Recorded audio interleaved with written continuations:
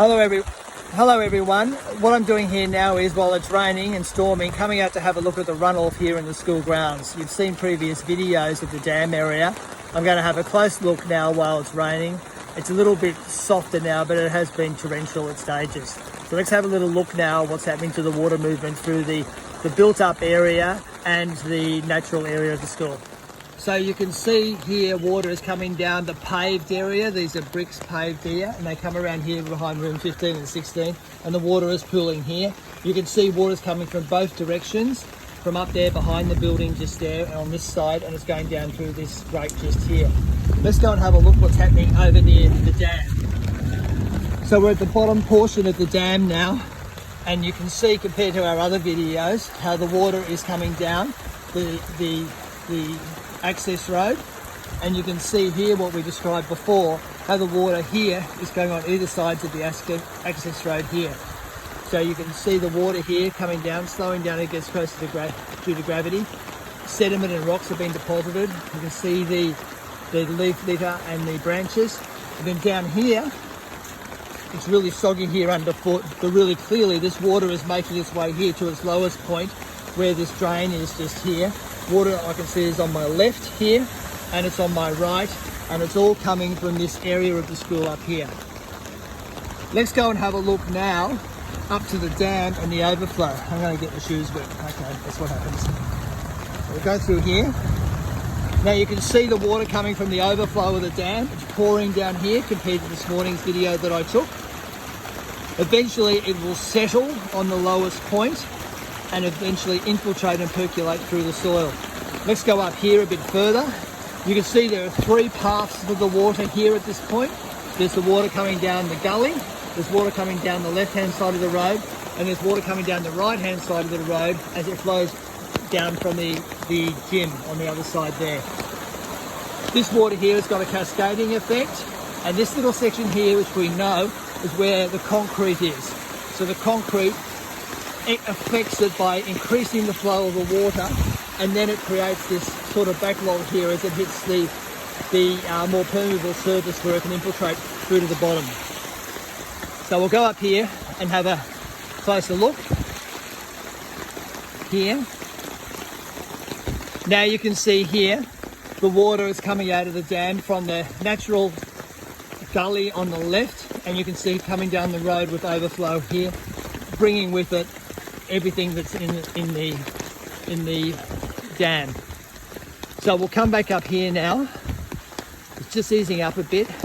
Here's the walkway we've talked about, and the walkway here, it's there for a reason. It's going over the little gully that's here, and you can see here the trailer that's been displaced here for the time being.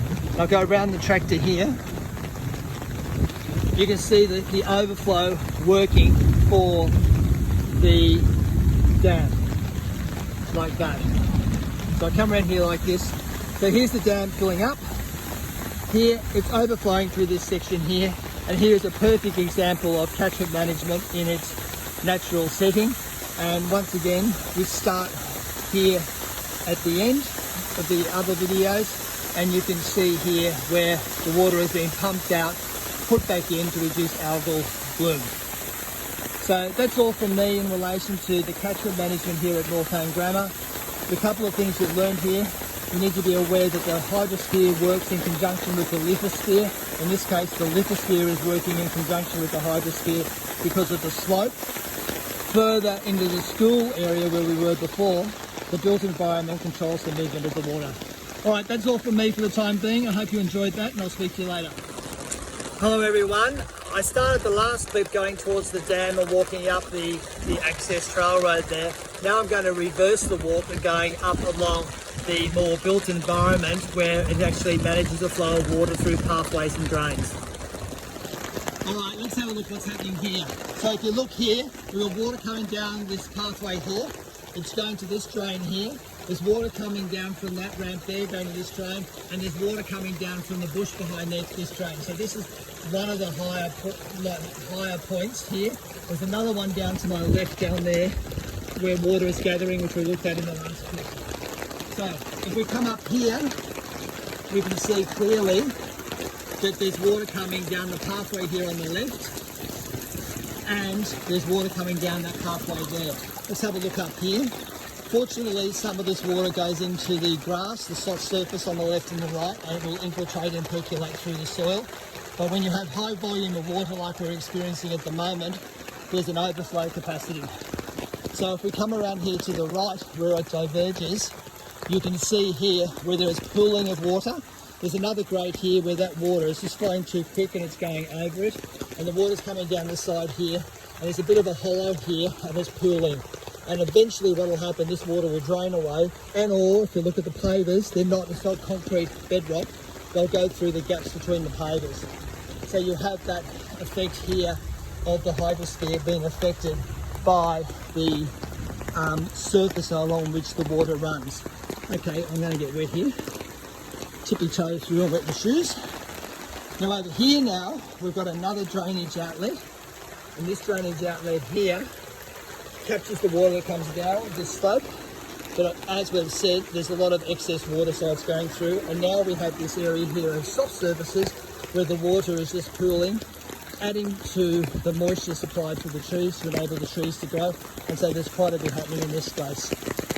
So that's a bit of a two-part exercise in looking at water moving through the school in this capacity. That's all for me for the time being. We might go to the third section in a minute.